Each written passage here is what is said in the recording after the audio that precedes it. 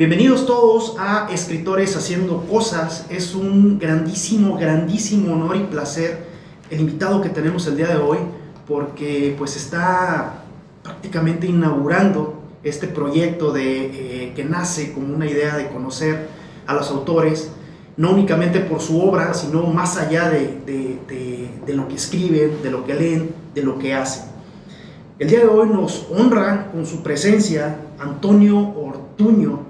Antonio Ortuño, que es un escritor al cual admiro, he leído durante muchísimo tiempo y creo que él sea la persona que abra este programa es para nosotros un gran privilegio.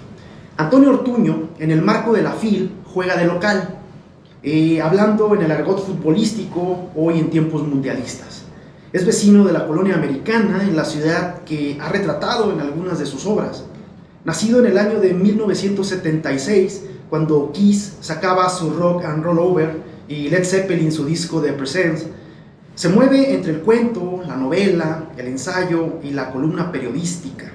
Su última novela, de la cual platicaremos el día de hoy, entre otras cosas, es La Armada Invencible, que bien pudiéramos clasificar en distintos estantes de alguna librería. Aficionado a las t-shirts de bandas de rock, y por lo que veo y he leído, enemigo quizá de las gorras que él llama de plato. Hoy nos hace el grandísimo honor de platicar en nuestro episodio número 1 de Escritores Haciendo Cosas, que sin llegar a ser supersticioso, él que habla nos dará seguramente muy buena suerte. Bienvenido, Antonio. No, bueno, muchísimas gracias por la invitación. No sabía yo que estaba apadrinando el proyecto, así que pues que mejor, ¿no? Muchas gracias y bueno, pues que bien estar aquí. Muchísimas gracias. Pues bueno, acabas de publicar un libro que escribiste durante un tiempo cuando estuviste en Berlín. Bueno, iniciaste a escribirlo en Berlín, según tengo entendido, y tú mismo lo has dicho, fue como un búnker el haberlo escrito durante la pandemia. Pero mi pregunta es, ¿el búnker realmente fue el escribir el libro o realmente fue la música y el pretexto fue hablar de música a través de lo que mejor sabes hacer, que es escribir? Mira, fue, creo yo, afortunado para mí estar metido, inmiscuido en este proyecto en estos últimos años, porque la realidad de casi todo se torció en la pandemia.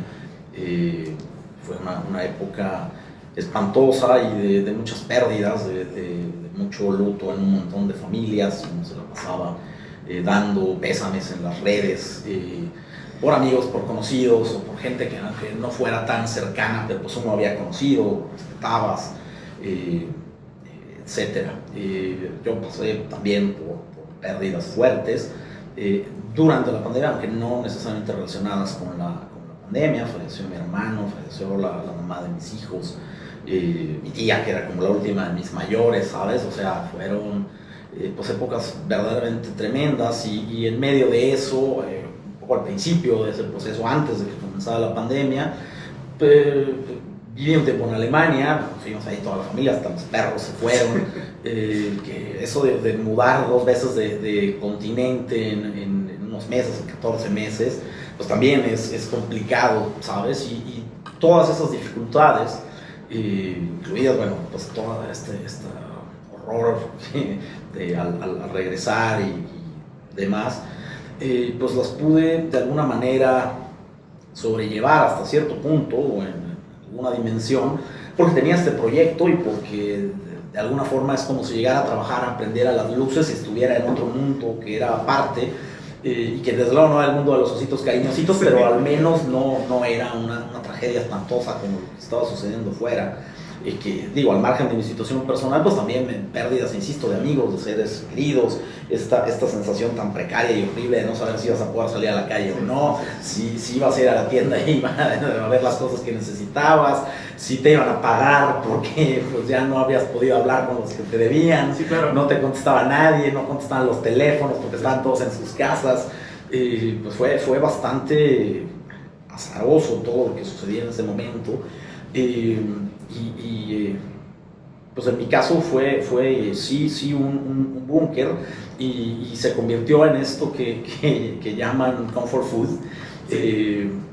Ya había empezado a escribir de heavy metal, pero pues mucho más me enganché y volví, ¿sabes? Cuando yo era adolescente, que escuchaba un montón de metal.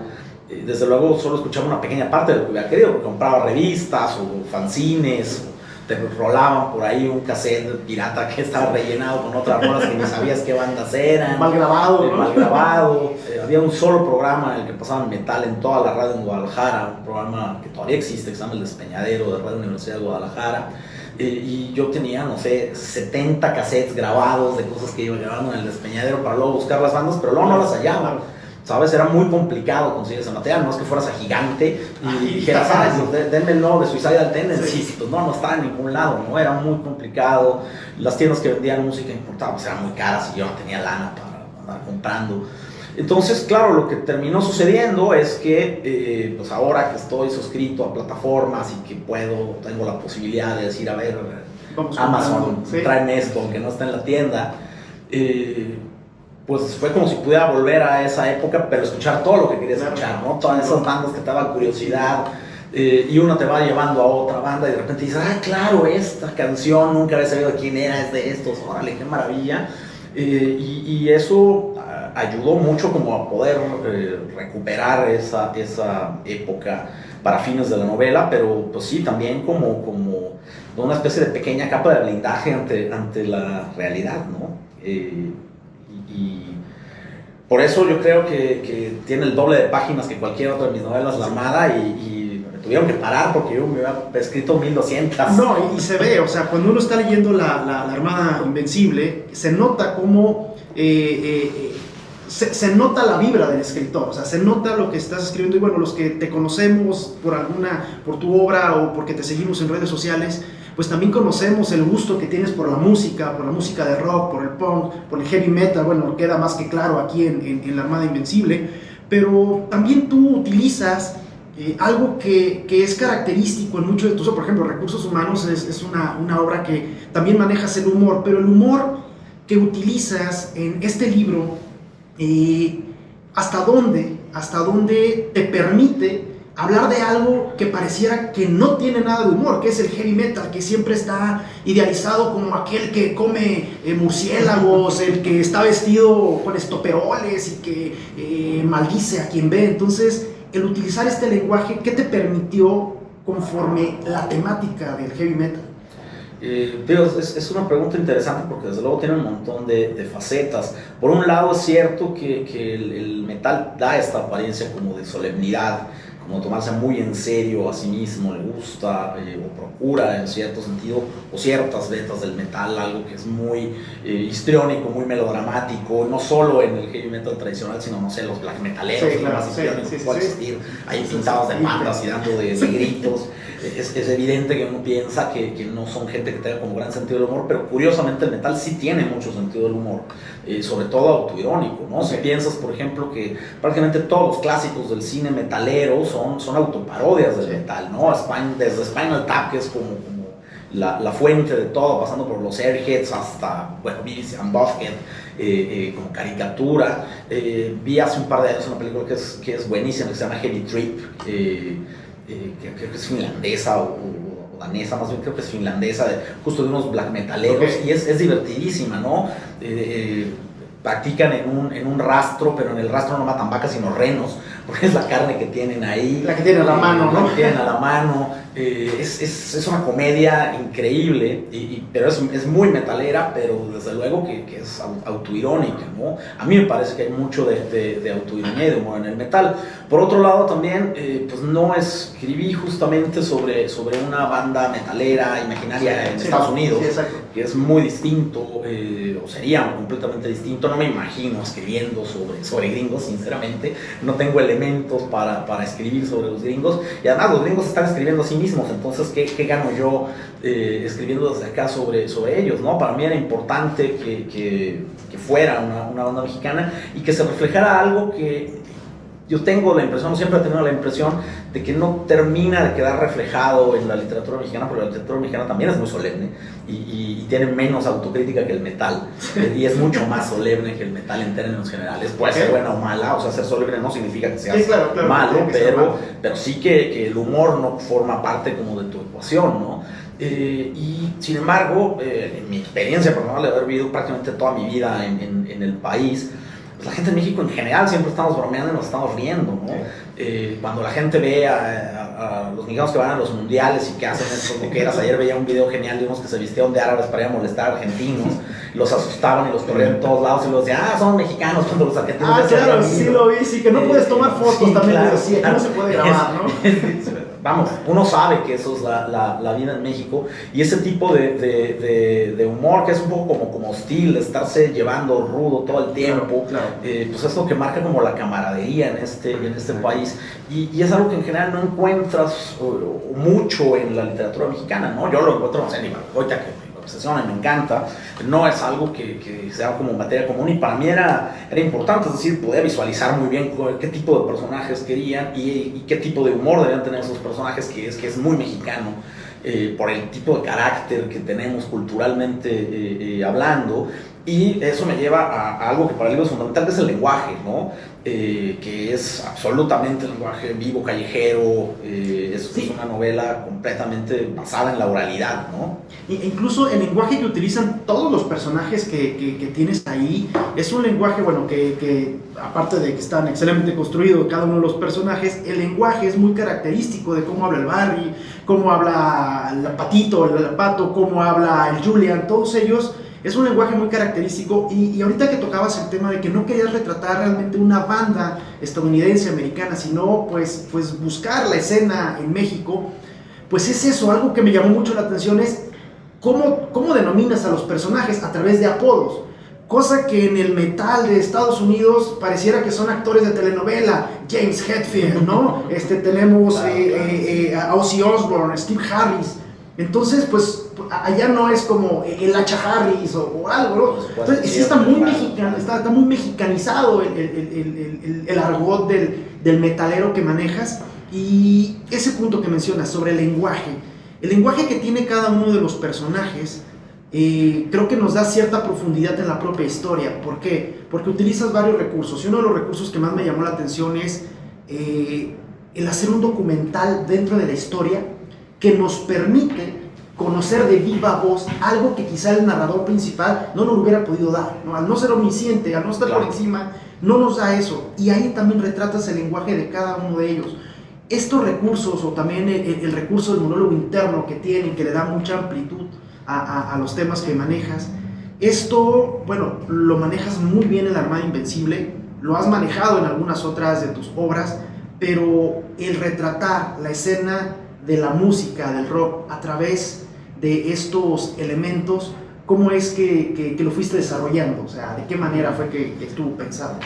No, bueno, a ver, lo observas estupendamente. Por un lado, era una necesidad literaria para la novela. Yo quería que no se tratara solo del monólogo de Julian y que él contara todo. O sea, es muy importante Julian porque es como el eje, pero dado que la novela se refiere a la música, desde mi punto de vista tenía que haber justo musicalidad, y la musicalidad consiste en la combinación de distintos elementos que contrastan o que armonizan, ¿no? Es decir, la base de la música, al menos occidental, que es melodía, ritmo y armonía, que es lo que reúne de alguna manera los elementos. No se puede hacer con una sola voz, es decir, por más que juegues con el fraseo y tal, no te remite tanto a la música y te cierra un tanto el punto de vista. Si hay otras voces, por definición ya tienes más elementos con los que puedes jugar pues una partida mucho más musical, ¿no? Porque regresan de repente algunas de las voces, otras solamente aparecen una vez, es decir, el Gordo Aceves creo que solo habla una vez, Patito habla 3 veces, Lupita, la ex de Julian, habla una vez, es muy contundente para hablar una sola vez. Esa Lupita, qué mal me cayó, y bien a la vez. Sí, claro, la mayor parte de los rockeros que leen la novela abominan de Lupita Prieto, del rock. Es un personaje, creo yo, bastante necesario. También, desde luego, literalmente me da la posibilidad de que Julian deje de ser solo una voz y también se materialice, porque lo ven los otros, ¿no? Y entonces pasa a ser un personaje y también se juega ahí un poco con el contraste entre lo que él dice y dicen los demás, porque hay momentos en los que su versión coincide con la de Barry o tiene los ciertos elementos que no son iguales, lo vio de una manera Julian y lo ve Barry de otra, y desde luego eso le da como densidad y le da riqueza interpretativa al lector. Ya hay dos versiones.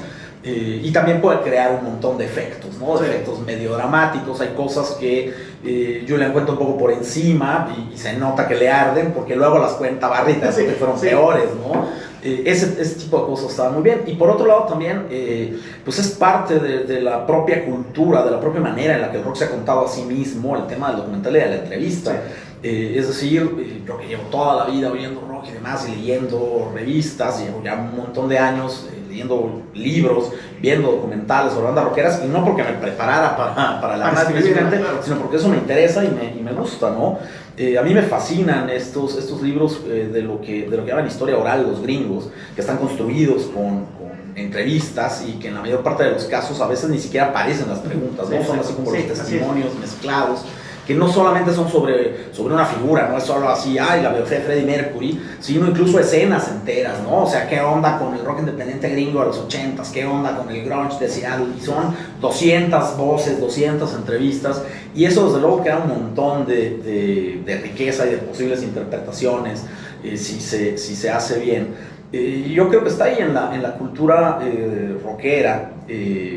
El documental, el falso documental, Spinal Tap es un falso documental que funciona para mí en todos los sentidos, ¿no? Y también daba pues la posibilidad de anclar también mejor en la historia a un personaje como Luisma, que es de fuera, es más joven, ve las cosas de otra forma.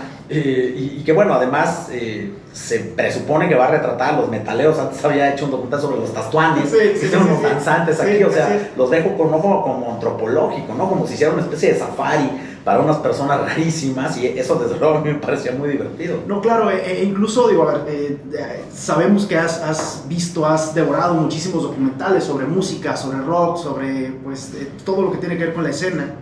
Y el que pongas como personaje a una persona a hacer un documental que tiene un interés no tanto por la música, sino por el espécimen que va a entrevistar, claro, creo que le da un toque muy importante, y al final digo, nos deja en entredicho si sale o no sale. Digo, pues eso ya sería cuestión de que lo vean en la novela, pero algo que me gusta destacar, y sobre todo que creo que te lo han preguntado mucho durante esta novela, es el Julian hace un breve ensayo, podemos decirle, sobre el metal, ¿no?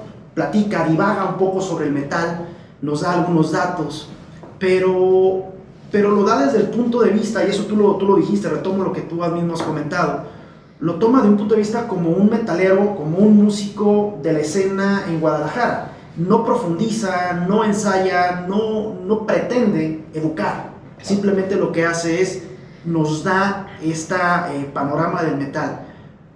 Esto, si lo vemos sobre quién lo escribió, Antonio Ortuño, pues nos damos cuenta que la música de metal no únicamente es algo que le interesa, sino que la música en general. O sea, digo, sabemos que ritmos tropicales quizás no sea lo tuyo en una peda, ¿no? Pero sí que se escuche el despuerte, como le llaman, de buen metal.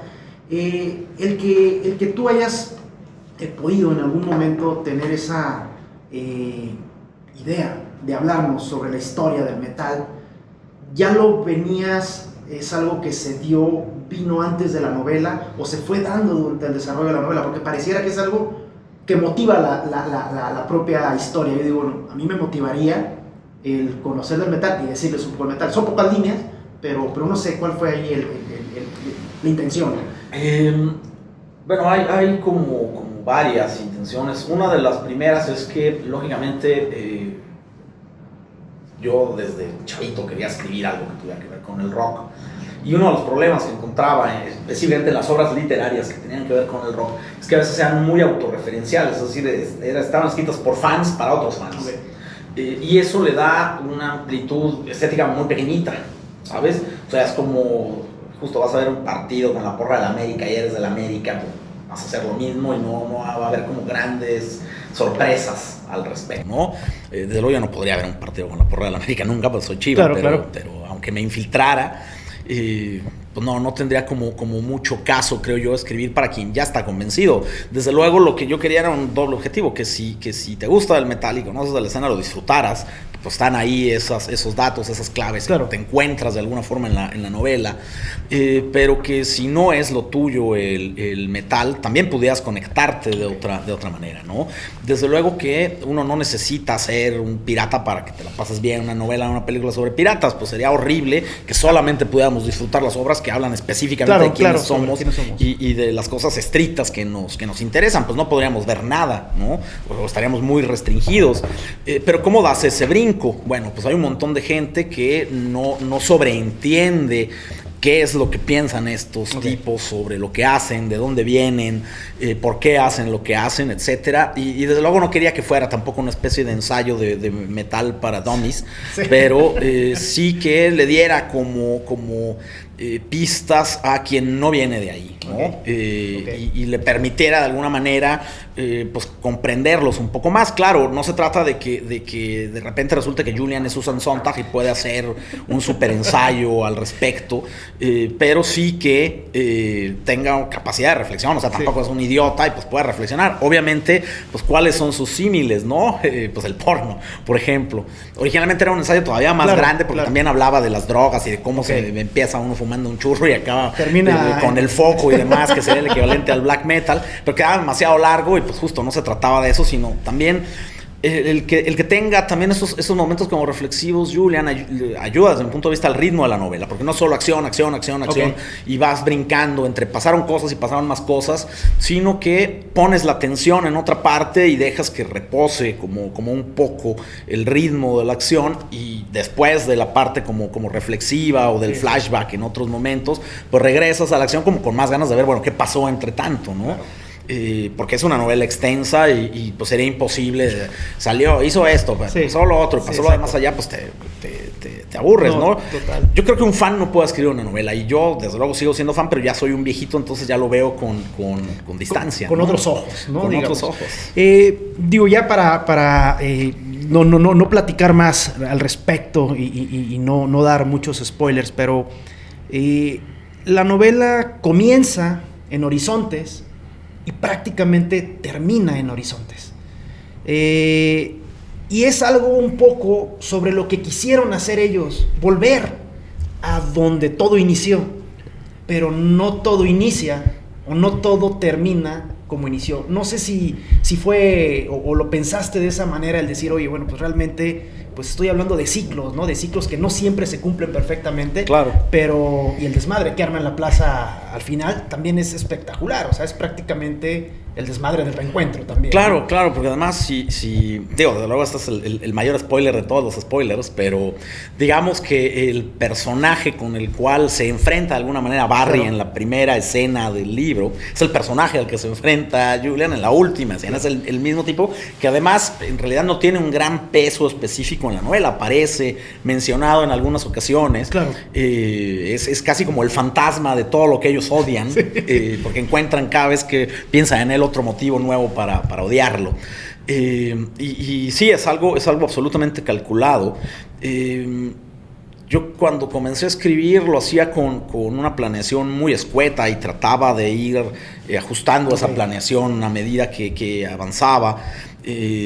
Y a veces me pasaba también que decía, pues tengo estas 100 páginas, pues a ver cómo las meto en la novela, porque ahí están las 100 páginas y vamos aquí, ahorita adapto esto, que le pongo el nombre al personaje, es lo mismo, y ahí vamos, ¿no? Y no, bueno, desde luego que no es la manera más práctica ni mejor de trabajar un manuscrito. Ahora planeo muchísimo, hago una planeación muy pormenorizada, le doy muchas vueltas. La novela tardó 5 años en hacerse, pero el primer año fue casi exclusivamente de tomar notas, de hacer esquemas, no porque los esquemas fueran a resolver algo, o sea, no es como el plano de un arquitecto y luego te conviertes en el maestro y lo llevas a cabo. Porque la planeación es una cosa como dinámica que sí va ajustándose contigo, pero no quiero llegar al punto en el que me detenga la computadora y diga, ¿y ahora qué hago con estos monos? No sé qué es lo que va a pasar, no. Yo quiero saber qué es lo que pasa. Si se me ocurre una idea mejor, pues la cambio. El plan, pero llego con un plan y así me evito esto de la página en blanco y todo eso. Pues no me sucede porque dedico mucho tiempo a la planeación y estoy muy convencido, o sea, me peleo con mis ideas y digo, no, esto no va a funcionar, ¿cómo podría funcionar mejor? Esto se va para afuera. Y también pierdo menos tiempo escribiendo cosas que luego no van a servir, ¿no? Claro. Trato de enfocarme lo más posible. Por ejemplo, ahorita que hablas un poco del proceso que utilizas para armar, digo, en este caso, la novela de la cual estamos platicando, ese proceso, digo, hace poco una compañera me decía, es que yo no podría escribir porque soy muy desordenada y porque la verdad soy muy dispersa. Luego, pues creo que cumples con los requisitos de la mayoría de los escritores, ¿no? Creo que habrá muy poco. Hablando un poco del proceso creativo, sin entrar en detalles y tampoco decirnos a qué horas te sientas y qué tipo de pluma utilizas para escribir, pero más o menos lo que nos das ahorita eres muy estructurado actualmente, pero la novela se nota en la novela, pero se nota en todas, o sea, en todas tus obras, en toda tu obra, se nota que hay una estructura muy bien definida, pero no sé si siempre ha sido así o únicamente es por cuestiones de edad o de experiencia. Desde luego que sí se va ganando como oficio. A la vez, para mí cada novela es distinta y sí trato de cambiar también las maneras en las que lo escribo para ayudar un poco a esa diferencia. Igual porque tengo a lo mejor prejuicio, pero la idea de que si escribo de la misma forma, la misma novela, pues va a tender a parecerse a la anterior, y me voy a acercar más a solucionar las cosas como las solucioné la vez anterior. Y quiero hacer cosas distintas, entonces pues cambio. También, pues imagínate, en los últimos 3 años me he mudado como 11 veces, entonces pues eso ayuda, no estás nunca en el mismo espacio. Entonces empecé escribiendo esta novela en un estudio en Berlín. Luego dentro de la misma casa me cambié de estudio porque me enfrió, y ahí estaba en el primer estudio como el balconcito que era el baño de los perros, que no podía tener cerrado, pero pues luego hacía un frío de la fregada, llegamos a estar hasta 14 bajo cero. Entonces pues me fui a un cuarto que sí estaba cerrado, o sea, si los perros querían salir a helarse eso sí es oficio de escribir, ¿no? Con 14 bajo cero. Y luego regresé a México, una primera casa en la que estábamos en ese momento. Luego me cambié a un estudio, luego me cambié temporalmente mientras estaba en mi otra casa a otra casa. O sea, imagínate, o sea, fue la novela más peregrina que pueda existir por todos lados, pero a fin de cuentas también tuvo un método de trabajo, y en medio de todas esas mudanzas pues pude trabajar bien porque tengo un método. Lo que me pasaba en los primeros manuscritos es que escribía de manera muy tropezada y muy escabrosa, y luego ponía una estructura y unas normas que me hacían corregir un montón para que eso... Ya para terminar esta plática, no sé si tú escuches música a través de las plataformas de streaming como es, no sé, Spotify. Spotify hace algo que cada año nos da como un pequeño reporte de numeralia de qué es lo que escuchaste, de qué es lo que has escuchado y todo esto, ¿no? Entonces, me gustaría preguntarte qué canción de este año sería la que más escuchaste o la más escuchada, si es que lo tuvieras fresco. Caray, tendría que ver la estadística. Yo no estoy o sea, sí tengo Spotify, pero uso mucho más otro que se llama Tidal. Porque tiene más calidad de reproducción. Te ofrece como calidad máster. Y bueno, tengo unos audífonos de gran alta calidad, definición, claro. y pues con eso ya escuchas así súper acá. Yo creo que siempre lo que más escucho es metal. Los últimos años, antes de eso, durante muchos años, pues como punk o rock independiente o post-punk, más o menos en esos terrenos me he movido la mayor parte del tiempo. Nunca es una canción del año, porque siempre en realidad son canciones más bien como antiguas las que escucho. Mira, aquí tengo el Tidal, que no me dejará de primera mano. No me dejará mentir. Lo que más he escuchado este año son Turnstile y Soundgarden. Son los dos que están hasta arriba. Okay. Soundgarden porque salieron algunas reediciones, ¿sabes? Remasterizados y demás, o al menos los subieron en Tidal, y lo he estado escuchando bastante. Y Thornstein, que es de las bandas nuevas, porque mi concepto de banda nueva es que luego encuentro una banda y descubro que ya tienen 7 discos publicados. Okay. Nuevas, pues no en realidad muchas. Pero esas son las que más, ¿no? En los últimos años he estado oyendo mucho una banda noruega que se llama Bellertak. Y que así, bueno, parecen increíbles y es de lo que más he oído. Tuve un rato como el disco nuevo de Ozzy también, que tiene por ahí un par de rolas chidas. No todo el disco, pero tiene un par de rolas que están muy chidas. Pues más o menos eso, ¿no? Pantera últimamente, porque tenía como la ilusión de irlos a ver al Hell and Heaven, pero pues no se va a poder. No se va a poder, así que ya a ver si me tocan, pero los discos ahí están, que es lo bueno. Excelente. Y por último, Antonio, creo saber tu respuesta, pero se escucha mucho. ¿El rock ha muerto? No, pero huele chistoso. No, claro, lentamente se está convirtiendo en algo que es más bien una pieza de museo y algo más intelectual y algo más esteticista, como pasó con el jazz en su momento, ¿no? Desde luego, pues la vitalidad se acaba. Perfecto. Pues muchísimas gracias, Antonio, por esta plática y bueno, pues nos estaremos viendo en un próximo episodio de Escritores Haciendo Cosas. Muchísimas gracias.